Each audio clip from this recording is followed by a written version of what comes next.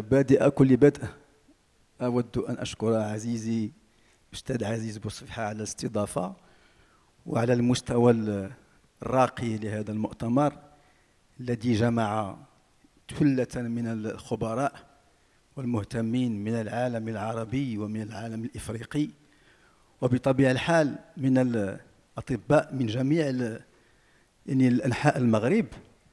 وهذا بالطبع هذا هي سمة الليدرشيب اللي عنده هذه السمة استباقية باش الناس نحاولوا نطوروا هذا العلم هذا في جميع أنحاء المغرب، بطبيعة الحال المغرب وبطبيعة العالم الإسلامي العالم العربي وفي إفريقيا.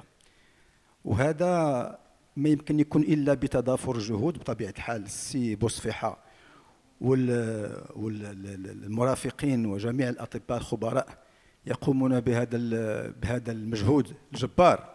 في حقيقة أنايا طبيب أزاول بالقطاع الخاص، وحقا عندي مشاكل بزاف لتشخيص هذه الأمراض، وسبحان الله استفدت كثيرا من هذا اللقاء من هذه المحاضرات بخصوص يعني الناس اللي جايين من العالم العربي. وبطبيعة الحال يعني بكل تواضع أنا أترك المختصين في هذا الميدان هم الذين يقومون بتدير هذه الجلسة. شكرا.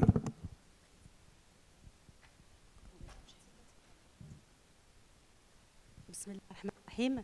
Alors je voudrais d'abord remercier le professeur pour m'avoir associé à ce magnifique congrès. Je vous félicite aussi pour la qualité pour la session à laquelle nous participons actuellement, qui est une session Goutier Al-Oustad très intéressante. C'est pour parler de la pathologie de l'éosinophile, qui est une pathologie très challengeante, aussi bien sur le plan diagnostique que sur le plan thérapeutique. Donc nous allons tout de suite faire la connaissance et prendre connaissance avec cette pathologie de l'éosinophile et des syndromes hyperéosinophiliques que le professeur Chainoun va nous présenter. Et par la suite, on va présenter un aspect de la pathologie de l'éosinophile qui est la pathologie gastrique, digestive. Donc, on verra après avec le professeur Hida. Donc, la parole est à vous, professeur Chainoun. Merci. Merci, Madame la Présidente. Donc, je suis honorée aujourd'hui d'être parmi vous aujourd'hui.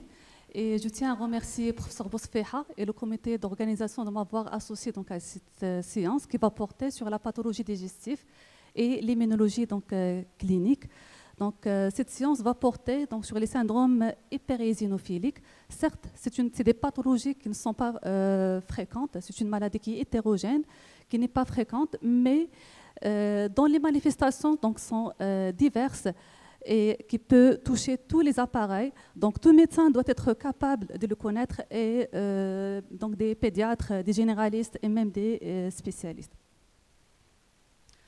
Donc, le syndrome le syndrome hyperéosinophilique est un groupe qui est hétérogène.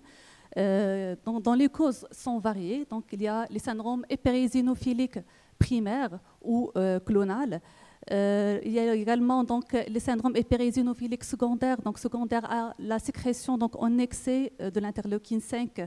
Ce sont donc les syndromes hyperéosinophiliques donc, secondaires ou réactionnels. Et enfin, donc, on a les syndromes hyperéosinophiliques donc, idiopathiques dont la cause n'a pas été, on n'a pas pu identifier donc, la cause. Donc ces syndromes hyperéosinophiliques, dont l'incidence et la prévalence est difficile donc, à estimer dans la littérature. La prise en charge donc, consiste d'abord à chercher donc, une cause et éliminer les causes les plus fréquentes, notamment les causes infectieuses, une parasitose ou bien une consommation médicamenteuse. Et la deuxième étape, c'est de chercher donc, une atteinte d'organes spécifiques secondaire à l'hyperéosinophilie, et bien évidemment écarter donc, les autres diagnostics différentiels. Donc, la prise en charge de cette pathologie doit être multidisciplinaire, puisqu'on pourrait normalement avoir des atteintes multisystémiques, et dont la prise en charge dépendra bien évidemment donc, de l'étiologie et de la sévérité de la présentation donc, clinique. Donc d'abord, le développement des eosinophiles se produit au niveau de la moelle osseuse à partir des cellules progéniteurs donc granulocytaires. Ces cellules qui vont par la suite donc, quitter la moelle vers la circulation sanguine avec une durée de vie qui est courte, qui ne dépasse pas donc, les 18 heures, de 3 à 18 heures, et ne représentent, donc ces cellules au niveau de la circulation sanguine ne représentent que moins de 5% des leucocytes total. Le chimiotactisme ou bien le passage de ces cellules dépend principalement de l'expression donc, du récepteur 3 des chimiokines CCR3 et des récepteurs iotaxine. Donc, ces molécules, ou plutôt ces récepteurs, sont exprimés au niveau, donc à la surface des muqueuses, notamment la muqueuse respiratoire, la muqueuse digestive, au niveau de l'appareil génital, mais également au niveau du thymus et au niveau du tissu adipeux. Le rôle de l'interleukine 5, donc dans la maturation, elle a un rôle primordial. Donc, donc elle permet d'abord la maturation, la différenciation et le recrutement, et même donc elle augmente la survie des eosinophiles. Donc, elle a un effet majeur dans l'activation et la survie, et leur migration depuis la circulation sanguine et leur recrutement au niveau, que ce soit des voies respiratoires ou bien au niveau des voies digestives. Les eosinophiles, donc principal rôle reste donc un rôle anti-infectieux, en particulier donc dans la lutte contre les infections donc parasitaires, mais également donc elle joue un rôle primordial dans la réponse immunitaire. Donc elle a un rôle homéostatique dans les réponses immunitaires de l'organisme. En effet, donc, les cellules eosinophiles restent toujours en communication donc, avec les cellules de la réponse immunitaire, en particulier les mastocytes, les plasmocytes protectrices des GA, et donc un rôle dans la régulation de la réponse immunitaire. Et dernièrement, donc, on a pu identifier d'autres rôles, notamment un rôle dans le renouvellement des cellules au niveau que ce soit du tube digestif ou au niveau des voies respiratoires. Donc, les eosinophiles, ils ont un rôle en sécrétant certaines molécules, comme par exemple l'amphiréguline va entraîner donc une régénération, elle a un rôle dans la régénération et le renouvellement des cellules épithéliales, par exemple au niveau du type digestif. Donc il n'y a pas que le rôle, ou bien plutôt les eosinophiles n'ont pas uniquement un rôle anti-infectieux, mais également donc d'autres, il est impliqué dans d'autres rôles, notamment donc dans le renouvellement des cellules épithéliales. Les eosinophiles, normalement, contiennent des granules. Donc, ces granules contiennent de nombreuses protéines. Parmi ces protéines, on a les protéines cationiques. Donc, ces protéines cationiques, ils ont normalement un effet cytotoxique au niveau des tissus. Donc, la libération de ces granules va entraîner des lésions et des dommages au niveau des tissus. Également, ils contiennent des médiateurs lipidiques, donc ces médiateurs d'autres que les protéines cationiques. Ces médiateurs, ils ont également un effet qui est cytotoxique, et également, ils ont un effet plutôt procoagulant, donc responsable des complications thromboemboliques qu'on voit chez les patients porteurs d'un syndrome hyperéosinophilique. Donc, concernant la classification donc, des syndromes hyperéosinophiliques, donc actuellement, donc, on a une classification qui repose, qui a été basée sur le taux d'éosinophiles et les différentes manifestations cliniques qu'on pourrait avoir normalement au cours d'un syndrome hyperéosinophilique. La dernière classification, c'est une classification qui a été proposée en 2011 par le groupe de travail coopératif international sur les maladies à eosinophiles. Et d'abord, on commence par définir c'est quoi une eosinophilie sanguine. L'eosinophilie sanguine est lorsqu'on a un taux, on parle plutôt d'une eosinophilie sanguine, lorsqu'on a un taux d'éosinophiles qui est supérieur à 500 éléments par millimètre cube. Et quand on parle d'une hyperéosinophilie, on parle d'une hyperéosinophilie lorsque le taux d'éosinophiles dépasse les 1500, ou bien, bien sûr, sur une hyperéosinophilie qui est prolongée, c'est-à-dire sur 2 examens. Si on refait l'examen, donc au moins 1 mois d'intervalle, et on trouve sur 2 numérations formées sanguines un taux qui dépasse les 1500, ou lorsqu'on objective donc, cette hyperéosinophilie au niveau tissulaire, que ce soit par une biopsie où on a objectivé donc, une infiltration tissulaire importante par les eosinophiles jugés par anatomopathologiste, ou bien un taux d'éosinophiles médulaire donc, supérieur à 20%, et où la présence de ces protéines, ou bien ces protéines des granules eosinophiles au niveau donc des lésions tissulaires, en absence bien évidemment, bien en présence d'un taux d'éosinophiles donc élevé au niveau des lésions. On parle d'une hyperéosinophilie secondaire, c'est-à-dire secondaire à une hypersécrétion, bien un excès de production de l'interleukine 5. Lorsqu'on arrive à trouver donc une cause évidente, notamment une cause infectieuse, parasitose, secondaire à une prise médicamenteuse ou à une maladie donc, du système, une vascularite, une hyperéosinophilie réactionnelle, on peut la retrouver également dans certaines tumeurs solides, dans les hémopathies malignes et également dans certaines donc, affections rares associées donc, à l'hyperéosinophilie. Donc, quand est-ce qu'on parle d'un syndrome hyperéosinophilique? On parle d'un syndrome hyperéosinophilique. D'abord, il faut avoir donc, les critères permettant de définir l'hyperéosinophilie sanguine avec des lésions ou donc, un dysfonctionnement d'organes qui est secondaire à l'hyperéosinophilie tissulaire, et ceci bien évidemment après avoir donc, exclure les autres causes responsables d'atteinte d'un organe.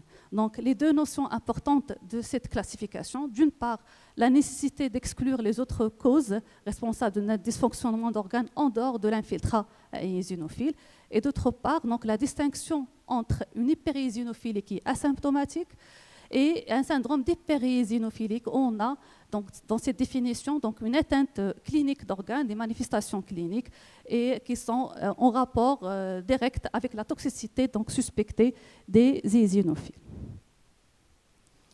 Donc, enfin, on parle d'une hyperéosinophilie de signification donc, indéterminée lorsque on a des critères d'hyperéosinophilie du sang donc, périphérique qui sont remplis, mais on n'a pas de symptômes, on n'a pas de signes cliniques, on n'a pas de preuve de dysfonctionnement d'un organe.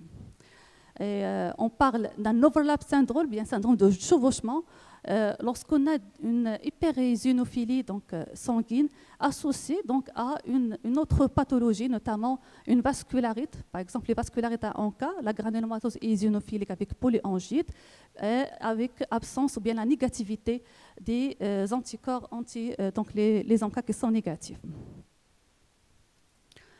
Quand est-ce qu'on peut donc retenir d'une atteinte d'organes au cours d'un syndrome hyperéosinophilique? D'abord, donc, il faut des symptômes, il faut des signes cliniques associés, donc au moins un des critères cliniques, associés à des critères, que ce soit des critères histologiques, biopsie, qui montrent donc, un infiltrat par des eosinophiles, qui montrent la présence des protéines cationiques au niveau de la biopsie, ou bien cytologique, par exemple le cas d'un poumon eosinophile au lavage broncho-alvéolaire, donc lorsqu'on objective une alvéolite à eosinophile avec un pourcentage qui dépasse les 25%.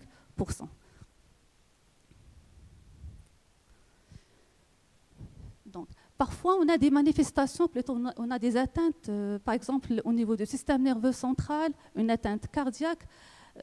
C'est des organes, donc on ne pourrait pas bien évidemment faire des biopsies, ou même l'atteinte pulmonaire, on ne pourrait pas normalement faire une biopsie.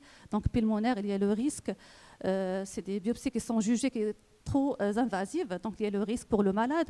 Donc, ou lorsque par exemple on a déjà démarré une corticothérapie, et donc ça va fausser les résultats, que ce soit de la biopsie, ou bien donc, les résultats même des prélèvements donc, sanguins, à ce moment-là, on peut retenir donc, le diagnostic d'atteinte d'organes au cours du syndrome hyperéosinophilique si on a une hyperéosinophilie sanguine, si on a une atteinte d'organes qui est compatible et dont le degré ou bien la sévérité est compatible avec l'hyperéosinophilie, avec le degré et l'importance de l'hyperéosinophilie sanguine.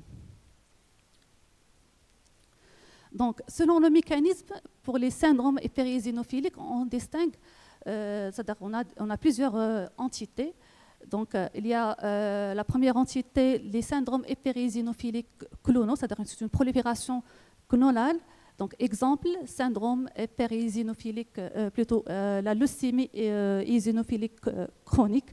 C'est une prolifération clonale des eosinophiles secondaire à certaines mutations génétiques, réarrangements génétiques, et ça représente 10 à 15%. Deuxième entité, ce sont les syndromes hyperéosinophiliques secondaires ou bien réactionnels secondaires à la sécrétion en excès de l'interleukine 5, qui représente également à peu près 10 à 20%. Il y a les hyperéosinophilies donc familiales, bien que c'est rare et exceptionnel, mais on a des formes, on a donc plusieurs cas dans la même famille. Et enfin, on a le syndrome de chevauchement, donc l'association à d'autres vascularites, notamment la granulomatose eosinophilique avec polyangite, ou bien la maladie inflammatoire chronique de l'intestin.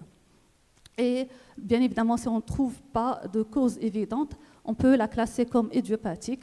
Et comme vous le remarquez, donc, presque plus de 50% des syndromes hyperéosinophiliques restent sans cause évidente. Là, donc, pour les syndromes hyperéosinophiliques clonaux, on distingue trois types. Il y a d'abord la néoplasie, donc myéloïde ou bien lymphoïde, qui sont secondaires à des réarrangements des gènes qui codent pour des récepteurs à activité tyrosine kinase. Deuxième groupe, c'est les néoplasies myéloïdes chroniques qui regroupent les leucémies chroniques myéloïdes, la polyglobulie de Backes, la thrombocytémie donc essentielle, et qui ne sont pas toujours accompagnées d'un syndrome hyperéosinophilique. Et enfin, les leucémies chroniques à eosinophiles NOS. Donc, c'est une entité où on n'a pas, c'est-à-dire bien évidemment, donc, en absence d'autres hémopathies donc identifiées ou bien définies. Donc, pour la leucémie chronique à eosinophile, donc, elle est secondaire à une délétion. Cette délétion est responsable de la fusion donc, des gènes. Donc, la détection de ce gène de fusion permettra de confirmer le diagnostic, sachant que l'absence de ce gène de fusion n'élimine pas le diagnostic, puisqu'on a identifié d'autres gènes impliqués dans cette entité d'hyperéosinophilie ou de leucémie chronique à eosinophilie.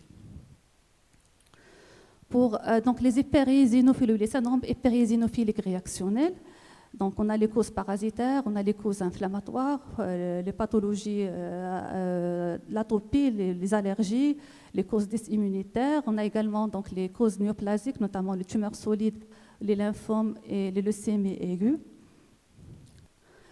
Une autre entité de syndrome hyperéosinophilique d'origine lymphoïde qui fait partie également des syndromes hyperéosinophiliques secondaires ou réactionnels à suspecter donc, chez tout malade qui présente, en plus d'un syndrome hyperéosinophilique, des lésions cutanées évocatrices, qu'on va les voir par la suite, des adénopathies périphériques, une atteinte articulaire, polyarthralgie ou polyarthrite plutôt bilatérale asymétrique, non destructrice, et plus rarement d'autres manifestations digestives ou pulmonaires.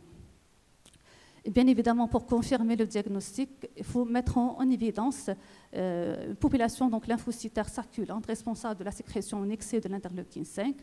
Et donc, elle est classée comme syndrome hyperéosinophilique secondaire plutôt réactionnel.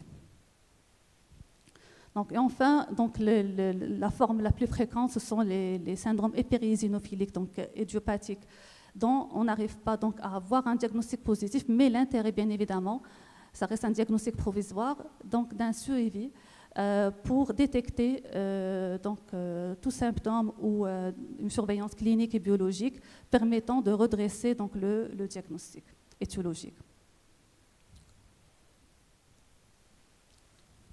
Donc, les manifestations cliniques sont diverses. Donc, que ce soit, bien évidemment, donc, les manifestations les plus fréquentes restent les manifestations cutanées, les manifestations respiratoires et digestives. Mais l'atteinte neurologique centrale, l'atteinte cardiaque, l'atteinte vasculaire, donc, certes, elles sont rares, mais peuvent engager donc, le pronostic vital, de l'intérêt de les dépister, de les chercher par l'interrogatoire, l'examen clinique et même la réalisation des examens donc, complémentaires. Donc, qui l'a conduite à tenir devant un syndrome hyperéosinophilique, devant une hyperéosinophilie donc sanguine. Premièrement, donc, il faut chercher à éliminer les causes les plus fréquentes, notamment les causes infectieuses, notamment les parasitoses, et la consommation donc, médicamenteuse, même si elle est donc, ancienne. Bien évidemment, il faut dépister les principales atteintes d'organes qui peuvent engager le pronostic vital ou bien le pronostic fonctionnel et donc une prise en charge précoce. Et bien évidemment, pour pouvoir retenir le diagnostic, il faut écarter, pour pouvoir retenir le diagnostic d'atteinte d'organes spécifiques de l'hyperéosinophilie, il faut écarter les autres causes ou bien les autres causes ou les autres diagnostics différentiels responsables d'un dysfonctionnement d'organes en dehors de l'hyperéosinophilie sanguine. Donc, lorsque le taux d'éosinophilie est entre 500 et 1500, il faut penser soit à une parasitose, son cycle tissulaire, notamment les oxuroses, et donc c'est l'interrogatoire à la recherche d'un pruritanal complété par un Scotch test, la maladie d'Addison, une insuffisance surrénalienne, une primo-infection par le VIH, sachant que concernant plutôt les manifestations donc allergiques ou bien un terrain d'atopie personnel est rarement responsable d'une hyperéosinophilie ou d'un taux d'éosinophilie. Rarement le taux d'éosinophilie dépasse les 1500. Généralement, il est inférieur à 1500, sauf si on a par exemple un malade qui est asthmatique et qui a un taux d'éosinophile qui est supérieur à 1500. Là, il faut éliminer d'autres causes, notamment les vascularites, l'aspergillose bronchopulmonaire allergique ou bien d'autres maladies donc, associées à une hyperéosinophilie. Lorsque le taux d'éosinophile est supérieur à 1500, donc d'abord une enquête médicamenteuse. Les médicaments les plus incriminés, ce sont les anti-inflammatoires non stéroïdiens, les antibiotiques, les sulfamides. Bien que presque tous les médicaments sont incriminés dans le syndrome hyperéosinophilique, donc un interrogatoire permettra donc d'éliminer ou de retenir le diagnostic étiologique. Une cause donc infectieuse, en particulier donc une parasitose, notamment chez les patients ayant séjourné donc en zone d'endémie donc parasitaire, là soit la mise en évidence du parasite ou bien donc une sérologie donc aspergillaire, une sérologie parasitaire permettra donc de confirmer le diagnostic. Là, c'est un cas du service des maladies respiratoires, CHU Ibn Rushd de Casablanca. Donc, c'est un malade qui est suivi pour un mal de Pott, qui était sous traitement donc antivacillaire. Et au cours de la phase d'entretien, c'est-à-dire après 9 semaines de traitement, le malade avait présenté des lésions cutanées, il avait présenté une eosinophilie sanguine qui dépasse donc les 1500. Et donc, on a suspecté donc, une cause médicamenteuse. On a complété le bilan, notamment donc, un DRESS syndrome. Et on a essayé, bien évidemment, de rechercher les autres critères pour pouvoir retenir le diagnostic d'un DRESS syndrome et donc d'instaurer donc un traitement devant. Merci, donc, s'il vous plaît. Donc, nous avons un taux d'éosinophile qui dépasse les 1500. Donc, en bilan étiologique initial demandé, donc la CRP, s'il est élevé, ça peut être en faveur avec une tumeur solide, ça peut être en faveur avec une vascularite, ou bien de manifestations donc, spécifiques du syndrome hyperéosinophilique, une atteinte cardiaque, myocardite, ou bien la présence d'une thrombose donc, artérielle ou veineuse. Une élévation de la vitamine B12 des tryptases donc, est en faveur plutôt d'une syndrome hyperéosinophilique clonale, une leucémie éosinophilique chronique. Si on a des éléments en faveur, par exemple, si on a un asthme associé donc, à une hyperéosinophilie, il faut penser soit à une granulomatose éosinophilique avec polyangite ou bien une aspergillose bronchopulmonaire donc allergique. Pour la granulomatose éosinophilique avec polyangite, donc c'est un diagnostic à évoquer bien évidemment en présence d'autres manifestations donc extra-respiratoires, notamment l'atteinte cutanée, l'atteinte ORL ou l'atteinte neurologique périphérique. Donc chez ce malade, par exemple, donc il avait un asthme tardif avec des PNK qui sont positifs. Et donc, elle avait des lésions pulmonaires en faveur d'un poumon éosinophile. Donc, on a complété par un lavage broncho-alvéolaire qui a montré une alvéolite éosinophile. Et donc, le diagnostic d'un poumon éosinophile a été retenu. Donc, le malade avait assez de critères pour retenir le diagnostic d'une granulomatose eosinophilique avec polyangite. L'aspergillose bronchopulmonaire allergique, généralement, le taux d'éosinophile ne dépasse pas les 1500. À suspecter chez un malade qui présente un asthme avec des foyers de dilatation des branches bilatéraux proximaux.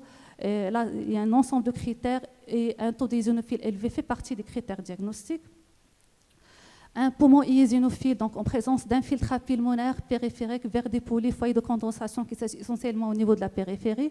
Le lavage broncho-alvéolaire permet de confirmer le diagnostic et rarement on a recours à la biopsie donc pulmonaire pour objectiver l'infiltration tissulaire par les eosinophiles. Parmi les atteintes d'organes spécifiques ou les atteintes d'organes spécifiques au cours d'un syndrome hyperéosinophilique, on a la maladie de Carrington. Donc, c'est une pneumopathie chronique idiopathique à eosinophile qui survient essentiellement chez les patients donc, asthmatiques, qui présentent généralement un asthme qui est tardif, qui est corticodépendant, corticorésistant, et avec un taux d'éosinophile qui peut dépasser les 1500. Le lavage broncho-alvéolaire permet de confirmer le diagnostic et généralement l'évolution sous corticothérapie donc, est favorable. Veuillez passer à la conclusion s'il vous plaît, on a une contrainte de temps. Merci. Donc, chez l'enfant, il faut éliminer en premier donc, les hémopathies malignes, notamment les leucémies aiguës lymphoblastiques ou myéloïdes, les lymphomes de Hodgkin. Et donc, l'intérêt, bien évidemment, de l'examen clinique et de l'analyse de l'hémogramme. Et devant toute hyperéosinophilie corticorésistante chez un enfant, pensez donc à une hémopathie maligne. Et également, penser à des déficits immunitaires primitifs, notamment le syndrome d'hyper-IgE. Donc, chercher à trouver donc, les autres critères diagnostiques, en particulier donc, la dysmorphie faciale, les autres anomalies donc, qui peuvent donc, nous orienter vers le syndrome hyperéosinophilique, que ce soit dans sa forme dominante ou dans sa forme récessive. Donc, enfin, donc, la prise en charge d'un syndrome hyperéosinophilique donc dépendra bien évidemment du diagnostic étiologique, de l'étiologie. Un bilan de retentissement donc, doit être réalisé à la recherche d'autres manifestations qui peuvent engager le pronostic vital, notamment l'atteinte neurologique centrale et l'atteinte vasculaire, l'atteinte cardiaque. La prise en charge, c'est une prise en charge qui est multidisciplinaire. Pourquoi pas donc, certains malades nécessitent donc, à être discutés dans des centres de référence.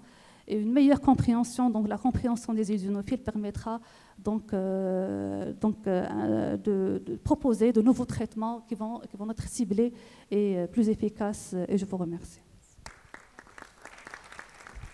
Merci beaucoup, Madame Chahnoun, pour cette belle présentation, très intéressante. Merci beaucoup. Donc déjà, à mon tour, je tiens à remercier professeur Bousfeha et toute son équipe pour cette invitation, pour assister et modérer cette table ronde hyper intéressante. Et pour contrainte de temps, on sera tous obligés de ramasser les deux discussions à la fin. Donc on passera directement pour présenter mon cher maître, professeur Hida, qui va nous parler des pathologies digestives à eosinophiles. Donc on va voir effectivement ce spectre hétérogène de l'hyperéosinophilie au niveau digestif, que ce soit œsophagien, gastrique, entérique et colique. À vous la parole, mon cher maître. Bien sûr, 20 minutes. Allez-y. لأقدم صديقي أستاذ حيدة مصطفى، فهو أستاذ جامعي بكلية الطب والصيدلة بفاس، رئيس قسم طب الأطفال وطب الطوارئ للأطفال بمستشفى الأم والطفل المركز الصحي استشفائي جاء الحسن الثاني بفاس، رئيس جمعية أصدقاء أطباء الأطفال بفاس يعني لابيف، رئيس اللجنة الأخلاقية بالمركز الاستشفائي جامعي بفاس، رئيس منظمة من أجل طفل سليم، ونائب رئيس الجمعية المغربية لطب الأطفال، ونائب رئيس الجمعية المغربية لأمراض الجهاز الهضمي والتغذية لدى الطفل. وتبارك الله القبعات كثيرة، الله يوفق. فليتفضل مشكورا.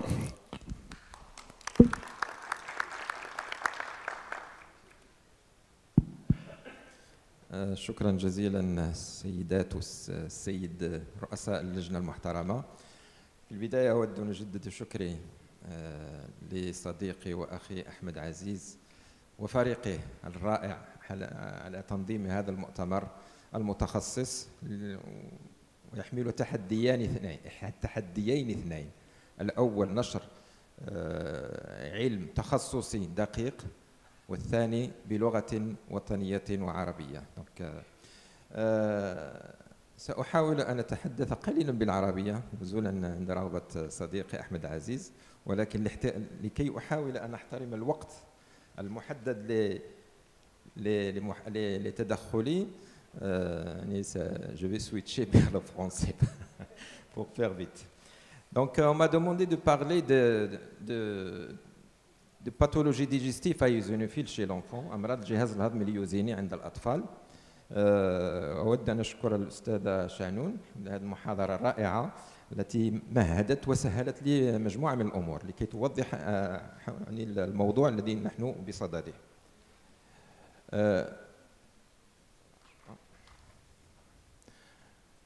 الأمراض الهضمية اليوزينية EGID, c'est-à-dire eosinophilic gastro-intestinal disorder, les pathologies digestives à eosinophile، هي مجموعة من الأمراض تعود إلى ارتشاح كبير، أي انفلتراسيون، ارتشاح كبير بواسطة اليوزينات لجزء من الجهاز الهضمي. هذا هو التعريف البسيط. يعني شفنا مع لي ديفيرون ساندروم بيريوزينوفيليك، وهنا بما نحن نتكلم عن الجهاز الهضمي هذا هو التعريف ديال الأمراض الهضمية اليوزينية. يعني حقيقة هي حالات نادرة ولكن تتزايد نسبيا يعني خلال السنوات الأخيرة كباقي الأمراض المناعية والحساسية. والأعراض يعني الشيء الذي يعقد المسألة أن الأعراض متنوعة وغير محددة، غير خاصة بهذا المرض، ويتغير هذه الأعراض حسب عمق الضرر، le degré de l'infiltration par les eosinophiles et la partie de type digestif qui est intéressée. والتشخيص هو نسيجي، donc هذه هي كلمة مفتاحية. donc un mot-clé pour le diagnostic c'est un diagnostic histologique. هذا يتطلب القيام بالمنظار و دي بيوبسي خزعات الجهاز الهضمي أمام احتمال فرضية هذا المرض. Donc pour passer vite, parce que professeur Chanoun, donc elle a développé ça, donc je parle sous le contrôle d'éminents immunologistes. Donc les périosinophilies tissulaires et sanguines, donc vous avez ici la distribution un petit peu de l'éosinophiles qui fait partie des polynucléaires. Il y a 1% au niveau de la circulation sanguine et le 99% au niveau du tissu. Avec donc un seuil qu'il faut respecter parce qu'il y a quand même, on a vu un petit peu le rôle de l'éosinophile dans l'organisme, mais quand il dépasse un petit peu ces seuils, donc il devient toxique à cause des granules qu'il contient. Je passe parce que ça a été abordé. Pour vous dire que les pathologies à eosinophiles, donc c'est l'ensemble des signes cliniques qui expriment cette dysfonction d'organes directement liées à l'infiltration tissulaire eosinophilique. C'est comme ça qu'il faut prendre un petit peu les pathologies spécifiques d'organes à l'hypereosinophile.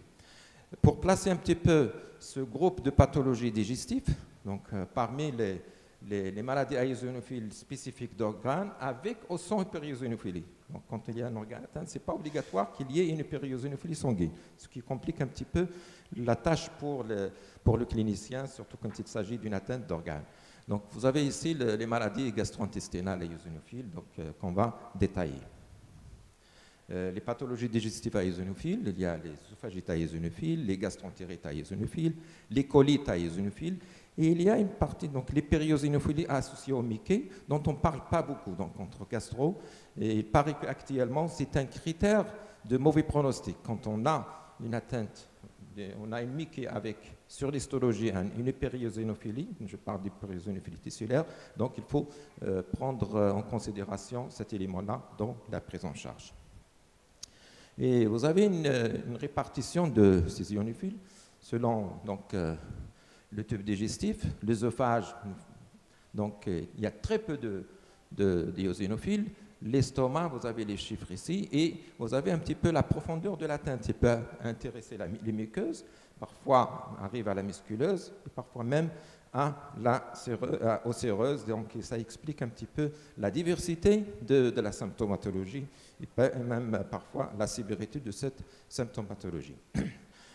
Juste quelques mots sur la physiopathologie. Ce n'est pas pour vous faire un cours de physiopathologie. J'ai demandé à ChatGPT de me donner un schéma simple de la physiopathologie et il a résumé de la façon suivante. Je crois que avec des mots-clés. Donc, c'est vrai, donc, il y a l'antigène alimentaire, parce qu'il est considéré actuellement comme une maladie allergique qui va solliciter les cellules présentatrices de l'antigène et il y aura toute une cascade inflammatoire pour donc, faire le recrutement des eosinophiles et puis la cascade inflammatoire qui va aboutir à des lésions tissulaires.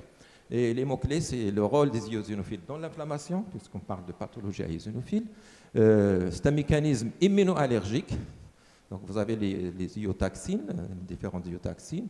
Et l'hypothèse allergique alimentaire, c'est très important dans la prise en charge. Donc, quand on fait les tests, s'il y a donc, une sensibilisation vis-à-vis de certains aliments, donc il faut les éviter.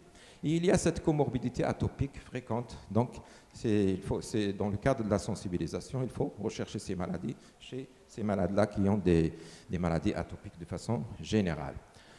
C'est un schéma qui est très, très compliqué, juste deux mots. Donc, il y a, concernant le mécanisme physiopathologique, il y a ce qui est commun à toutes les formes des maladies digestives, soit œsophagite, gastrique, intestinale et colique. Donc, c'est la présentation de l'allergène alimentaire avec donc, la lésion de la barrière intestinale qui est très importante pour notre organisme et puis cet appel et ce recrutement des eosinophiles et toute une cascade de l'inflammation. De l'inflammation, plutôt de la lésion de la barrière intestinale, de l'inflammation et remodelage tissulaire qui va aboutir à des sténoses du tube digestif. De l'autre côté, c'est la spécificité selon l'organe, plutôt selon le segment de tube digestif. C'est au niveau biomoléculaire. Donc, il y a des différentes, surtout les iotaxines, parfois c'est la 3 qui est impliquée, puis 1, etc. Donc, c'est pour vous dire que peut-être dans la prise en charge thérapeutique, il y a certaines spécificités, surtout quand dans des formes sévères, on aura besoin de la biothérapie. On divise ces maladies digestives à eosinophiles en deux groupes. Donc, le premier groupe, c'est les œsophagites à eosinophiles, et les autres, les eosinophilic gastrointestinal disease, BEARD, œsophagites à eosinophiles, au-delà. Donc, c'est d'ailleurs, toutes les recommandations font cette distinction. Il y a les œsophagites à eosinophiles qui ont été particulières sur tous les plans et les autres, au-delà de l'œsophage, c'est autre chose. Donc, je vais détailler un petit peu la première parce que c'est elle qu'on voit beaucoup. Les autres, c'est rare, donc je vais essayer de les passer en revue rapidement. Bien sûr, je me suis basé sur les توصيات الجمعيات العلمية, donc les recommandations surtout de l'European Society Pédiatrie Gastronutrition, donc les SPCAN, ديال 2014 وحينت في 2024. La mise à jour donc n'a pas apporté beaucoup de choses, c'est juste pour simplifier un petit peu le diagnostic et d'apporter quelque chose de nouveau concernant la prise en charge thérapeutique. Je vais illustrer ça par une vignette clinique. هي الصورة القصيرة السريرية donc qui va illustrer un petit peu cette œsophagite à eosinophile. Donc il s'agit de Smaïl, enfant de 3 ans qui a été ramené par sa maman parce qu'elle a constaté qu'il y a une stagnation quand même pondérale, une croissance insuffisante. Et la maman rapporte la notion de reflux gastro-œsophagien quand elle était bébé et qui a été disparu à l'âge d'1 an, ce qui est presque physiologique. Mais depuis, il est difficile à nourrir, donc il y a des difficultés alimentaires. Au début, il mettait de la nourriture dans la bouche de l'enfant, il ne l'avalait pas. Donc, et ça, je l'ai fait exprès. Pourquoi ? Pour exprimer un petit peu les difficultés de parler de la dysphagie chez le tout petit. C'est un signe qu'il faut rechercher. Et plus récemment, il a refusé de manger la plupart des aliments. Et il a un choix donc surtout pour des aliments qui sont mous et liquides. Donc c'est une dysphagie un petit peu sélective. Et il est suivi par un bon pédiatre puisqu'il suivait régulièrement sa croissance et il a constaté que l'enfant il a changé de couloir, de couloir moyen à moyenne déviation standard. Donc ça, c'est un signe d'alerte. Son examen, rien de particulier, à part quelques signes en faveur d'un eczéma. On avait fait des tests de laboratoire qui sont revenus normaux. L'évaluation nutritionnelle, dans ce cas-là, c'est très important. Donc, n'hésitez pas à demander à un diététicien d'évaluer l'apport nutritionnel chez un enfant, surtout quand il est tout petit. Il a une mauvaise croissance pondérale. Donc, pour une bonne approche nutritionnelle des hypotrophies et des retards pondérales. Donc, les 2-3 premières années, quand il y a un retard statural, c'est dû à un déficit nutritionnel. Donc, c'est juste, entre parenthèses, un message. Et 2 mois, donc, elle a été mise sous IPP pendant 2 mois, qui n'ont pas amélioré les choses. D'où l'intérêt, donc elle avait bénéficié d'une endoscopie digestive, vu ses difficultés d'avaler, difficultés alimentaires. Il y a l'indication à faire une endoscopie. On a trouvé cet aspect-là, donc des dépôts blanchâtres sur la muqueuse œsophagienne. Donc on a fait des biopsies et l'histologie revenait avec le résultat suivant, 34 eosinophiles par champ de fort grossissement. Et les biopsies gastriques et duodénales, elles étaient normales. Voilà. On a complété le bilan par le bilan allergologique, les égies sériques spécifiques et les tests cutanés qui ont montré une sensibilisation vis-à-vis du blé et les œufs. Donc, ils ont été enlevés de l'alimentation et au bout de 6 mois, donc, on a constaté une amélioration. Voilà. Donc, c'est une vignette qui illustre un petit peu un profil d'œsophagite eosinophile chez le tout petit, avec difficulté d'avaler. Et d'ailleurs, pour parler d'œsophagite eosinophile, c'est quoi? C'est une dysmotricité œsophagienne, donc associée à un infiltrat inflammatoire localisé au niveau de l'œsophage, avec donc un nombre d'eosinophiles supérieur à 16 supérieur à 15 par champ. Et bien sûr, après exclusion des autres causes systémiques locales de l'eosinophilie œsophagienne. La physiopathie des œsophagites eosinophiles, elle est multifactorielle, donc il y a l'atopie, il y a la pathologie cellulaire, il y a un peu d'hérédité, il y a le genre, c'est-à-dire il est plus fréquent chez le garçon, il y a certains variants génétiques, et il y a l'environnement. L'environnement, c'est tout ce qui est lié à les perturbateurs de microbiote, à savoir l'accouchement par césarienne, l'utilisation des antibiotiques, l'allaitement artificiel, etc. Je passe de la physiopathologie juste pour montrer un petit peu cette histoire naturelle de cette maladie. Donc vous avez l'aspect normal, donc une muqueuse qui est normale, une histologie normale, avec une paroi digestive normale. Et avec l'inflammation, vous avez le profil inflammatoire, l'atteinte de la muqueuse et l'infiltration tissulaire et la paroi qui devient de plus en plus épaissée. Et avec le temps, c'est la fibrose qui va se constituer avec un infiltrat, voire même des abcès eosinophiles et un œsophage qui devient rigide. Donc on a 2 profils, 2 phénotypes clinique de cette pathologie de l'œsophagite eosinophile. Il y a le phénotype inflammatoire, c'est celui de nourrisson de petits enfants, et le profil fibrosténotique, donc qui est responsable de la dysphagie, de l'impaction digestive. Quels sont les aliments qui sont impliqués? Donc les aliments de l'allergie, il y a le lait, il y a le soja, le blé, les œufs, le poisson et les fruits à coque. Donc, il ne faut pas oublier ces comorbidités. Donc, c'est une pathologie qui est assez fréquente dans ces groupes,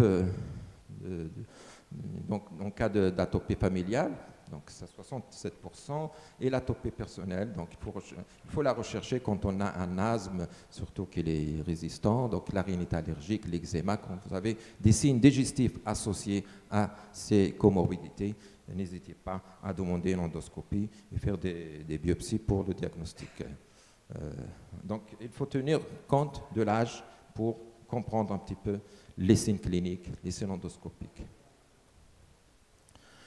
Voilà un tableau qui résume un petit peu la symptomatologie en fonction de l'âge. Chez le nourrisson, vous avez surtout le retentissement sur la croissance, donc le reflux alimentaire, les vomissements, un reflux gastro-œsophagien qui résiste au traitement habituel, blocage alimentaire, troubles de sommeil.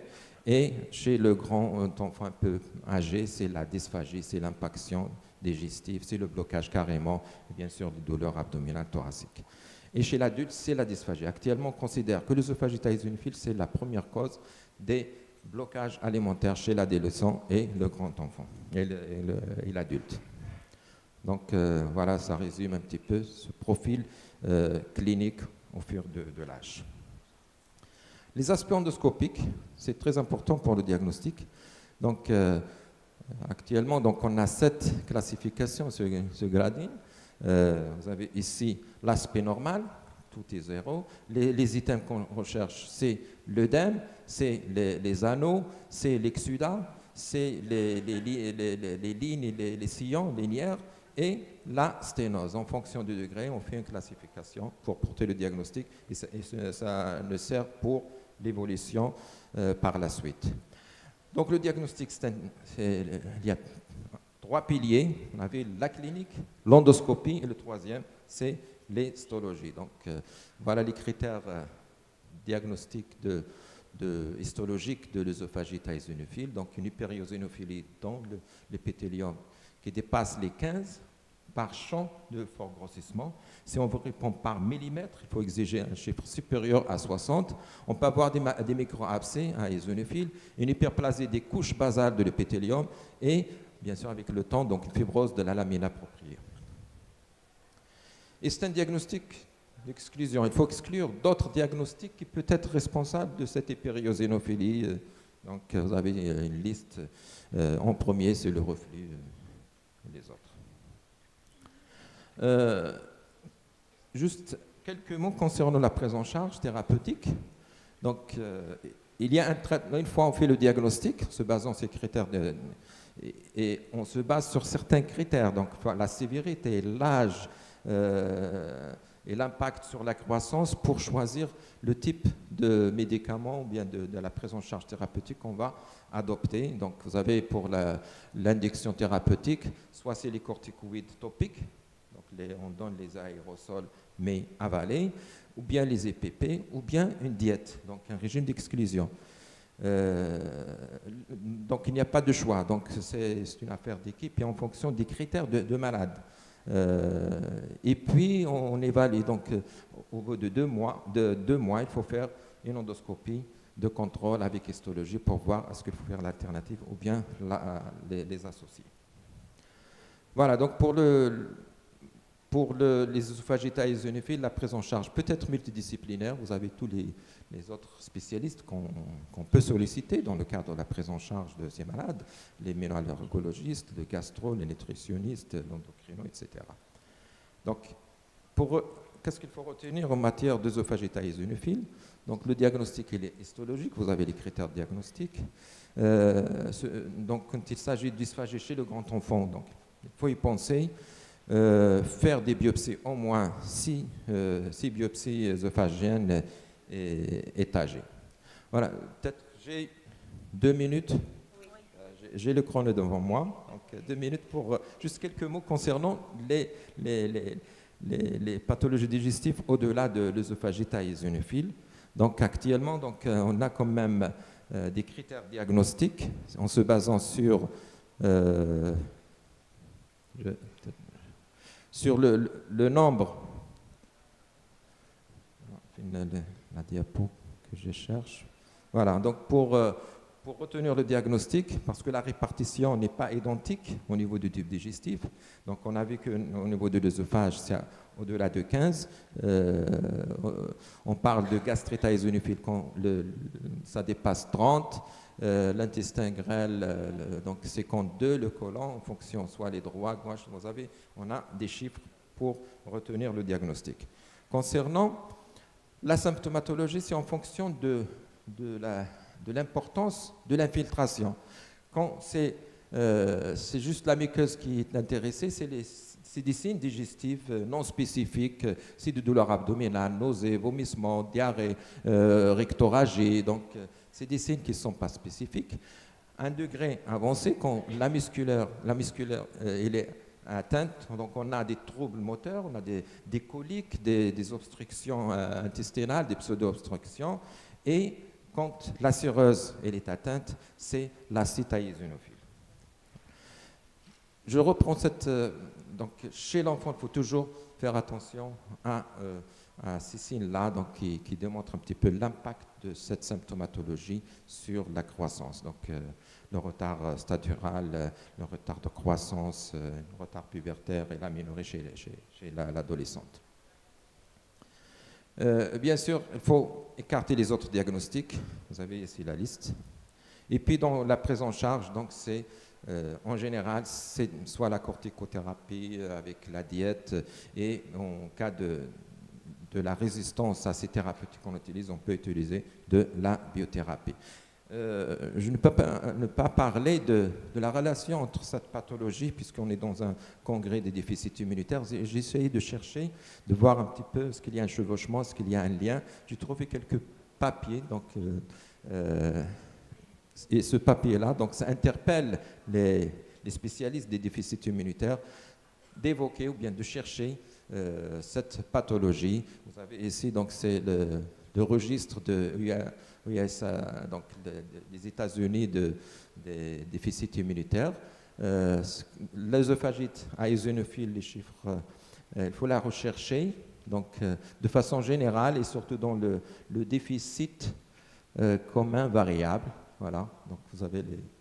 Et puis, ils ont fait cet algorithme, ils ont proposé cet algorithme qu'on peut lire d'en haut vers le bas ou le contraire. C'est-à-dire, quand on a un déficit immunitaire, si vous avez des symptômes digestifs, donc il faut demander une endoscopie et une histologie. Et si on a un égide, c'est-à-dire une pathologie digestive, on a ces signes d'alerte, donc il faut chercher un déficit immunitaire. Voilà le résumé de ces deux diapos. Pour conclure, donc c'est une pathologie due à une infiltration importante des ésonophiles au niveau digestif. La symptomatologie, elle est très variée en fonction du degré de l'atteinte et du segment qui est atteint. La place de l'endoscopie est très importante et de l'histologie qui confirme le diagnostic et la prise en charge, puisqu'il entre dans le cadre des allergies alimentaires, c'est l'éviction. Quand on a des résultats positifs de sensibilisation contre certains aliments, et c'est des malades qui nécessitent un suivi. Et actuellement, il y a quand même également donc, la place de la biothérapie dans la prise en charge de ces pathologies. Et je vous remercie. Merci, professeur Chida, pour cette belle présentation illustrant la difficulté clinique face à une pathologie en pleine émergence, longtemps méconnue. Mais effectivement, sur le plan pratique, on a des difficultés énormes pour faire le diagnostic de cette pathologie, surtout quand il y a une localisation en dehors de l'œsophage, quand ça se localise dans le système digestif en bas, surtout au niveau colique, au niveau intestinal, on a du problème à diagnostiquer. Donc, avant de donner la parole à la salle, je tiens d'abord à remercier les organisateurs de ce congrès pour leur aimable invitation et pour la qualité remarquable de cet événement à laquelle ils nous ont désormais habitués. Et en tête de liste, on remercie vivement Monsieur le professeur Bousfeha. Alors, y a-t-il des remarques, un commentaire ou bien des questions dans la salle ? Alors, Alors, en attendant des questions dans la salle, donc je voudrais tout d'abord rebondir sur la remarque du docteur Ben Chaboun sur le fait que c'est une pathologie qui nécessite une concertation entre plusieurs spécialités. C'est une pathologie qui va toucher à pratiquement tous les organes. Il y a le cœur qui est touché, le poumon, la peau, le tube digestif. Et donc tout le monde doit se concerter par rapport à ces différentes localisations et pour pouvoir asseoir un diagnostic étant donné la multiplicité des causes qui peuvent être à l'origine d'une hyper-éosinophilie. Et là, c'est ma première remarque. Alors ma deuxième, c'est une question par rapport aux localisations digestives. Quand on a une localisation digestive avec une hyper-éosinophilie, comment vous faites la part des choses? C'est une hyper-éosinophilie en rapport avec l'atteinte digestive éosinophile ou on est plutôt dans un syndrome hyper-éosinophilique avec une des différentes manifestations que ça peut donner qui est l'atteinte digestive? Parce que chez nous, des fois, ça nous pose un problème. On a quelqu'un avec une hyper-éosinophilie et on retrouve une atteinte digestive. Est-ce que c'est le tube digestif qui est à l'origine de l'hyper-éosinophilie ou est-ce qu'on est dans le cadre d'un syndrome hyper-éosinophilique avec une manifestation digestive? Comment? Parce que si c'est le cas, il va falloir pousser les investigations et aller à la recherche des mutations génétiques, de la NGS et vraiment pousser les investigations. Comment vous faites dans votre pratique quotidienne pour se dire c'est que le tube digestif qui est touché et qui est à l'origine de l'hyper-éosinophilie ou est-ce qu'il faut pousser les investigations? C'est une question qui est pertinente. D'ailleurs, on la se pose souvent. On est des gastro, donc, mais la prise en charge doit être multidisciplinaire. C'est une pathologie qu'on commence à connaître. C'est vrai, maintenant, on connaît très bien l'œsophagite éosinophile. Mais la physiopathologie exacte, donc, n'est pas encore claire. On avait fait un travail de thèse, on a essayé de voir est-ce qu'il y a une hyper-éosinophilie sanguine concomitante de la thèse. Il n'y a pas d'hyper-éosinophilie. Donc, ce n'est pas obligatoire. Donc, il y a quelques cas où il y a supérieur à 200 éosinophiles, et même pour les IgE spécifiques. Donc, on a un cas de colite éosinophile avec IgE spécifique. Donc, les différents mécanismes d'allergie sont impliqués. Donc, la réponse exacte pour le moment, ou d'ailleurs même les derniers travaux concernant les IgE au-delà des œsophagites éosinophiles, donc, le diagnostic, il y a un consensus, des recommandations actuelles. Mais avant, on ne savait pas quand est-ce, à quel niveau de d'éosinophile pour parler de... Donc, on découvre cette maladie, donc il faut s'intéresser. D'ailleurs, on n'a pas beaucoup de cas. Je profite... Je voudrais rajouter une précision concernant cette infiltration digestive éosinophile. Ça fait partie des troubles inflammatoires. Généralement, nous, au service, dans notre pratique, ce qu'on fait, c'est quand l'inflammation et l'infiltration éosinophilique est importante et quand ça touche plusieurs segments digestifs, au sein, bien sûr, des symptômes infectieux à répétition, on explore le système immunitaire. On cherche un trouble immunitaire sous-jacent. Et d'ailleurs, on a une belle expérience avec le service de professeur Bosfeha concernant cette inflammation digestive d'installation précoce, les colites inflammatoires d'installation précoce. On a trouvé pas mal de déficits immunitaires apparus initialement exclusivement par des signes digestifs comme la granulomatose septique chronique, comme le syndrome d'hyper-IgE. Et récemment, c'est largement démontré par les publications récentes, cette association infiltration éosinophilique très importante avec certains déficits immunitaires. D'ailleurs, ça a été marqué par le professeur Hida, le syndrome d'hyper-IgE, le déficit immunitaire comme invariable et aussi des cas de granulomatose septique chronique. Il faut chercher ce contexte immunitaire. Pourquoi? Parce que le traitement est différent. C'est des malades difficiles à traiter, difficiles à gérer sur le plan pratique. On n'arrive pas à gérer cette inflammation colique par un traitement conventionnel bien classique, mais ça nécessite le recours à des biothérapies un peu spécialisé, un traitement un peu spécialisé. Je profite juste un petit commentaire, parce que ce que j'ai appris au cours de la préparation, parce que je l'ai essayé de l'adapter en fonction du congrès, c'est le dernier algorithme que je vous ai montré, c'est le lien entre les deux. C'est sûr qu'il y a un lien, donc quand on a une pathologie éosinophile, il faut savoir quand rechercher un déficit immunitaire. Et vice-versa. Donc, les auteurs ils ont dit que la lecture de cet algorithme STAP un up ou down. Merci pour vos présentations. Une question au professeur Chanoun et une question c'est Hida. Professeur Chanoun, c'est sur le plan pratique. Ah, c'est bon. Donc, pour les cliniciens, pas mal de cliniciens, c'est juste sur le plan pratique, le bilan de démarrage de voir une hyperusonophilie. C'est-à-dire qu'il faut vraiment, avant d'adresser tous les spécialistes. Merci beaucoup. Donc d'abord, c'est l'interrogatoire qui doit être minutieux, c'est l'examen clinique à la recherche des autres manifestations cliniques. Comme bilan biologique minimal, le minimum, c'est de demander une CRP, demander une électrophorèse des protéines plasmatiques. Si on est orienté, si on a une atteinte respiratoire, on est orienté vers une granulomatose eosinophilique avec polyangite ou plutôt autre atteinte, que ce soit respiratoire ou extra-respiratoire, cutanée ou qui faisant évoquer donc une vascularité, demander les encas, chercher les autres atteintes ORL ou atteintes neurologiques périphériques qui peut orienter le diagnostic.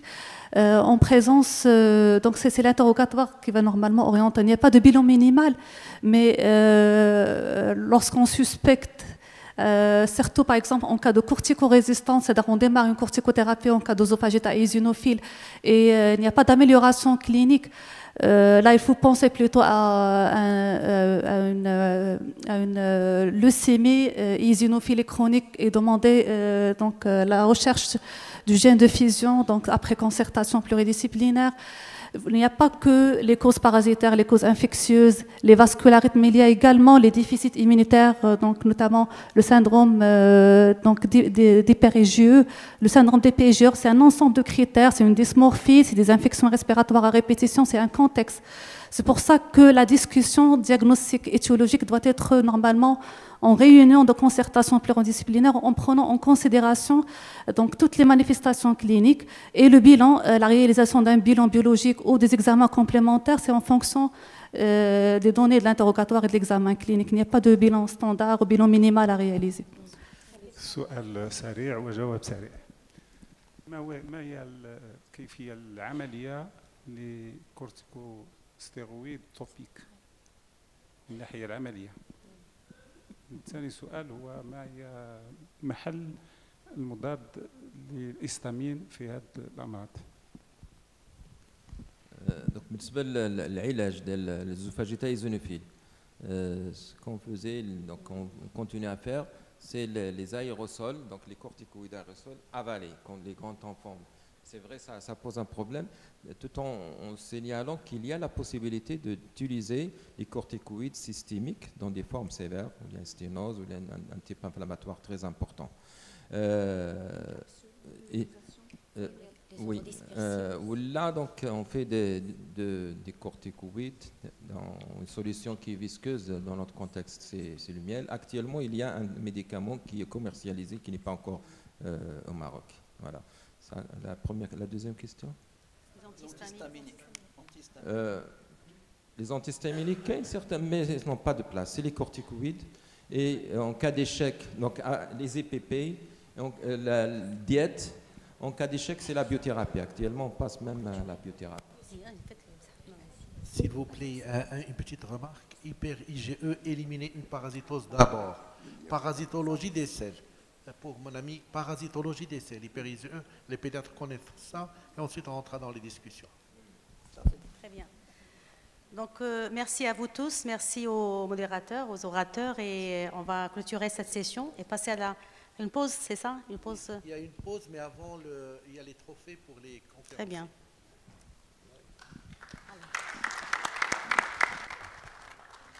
Les trophées.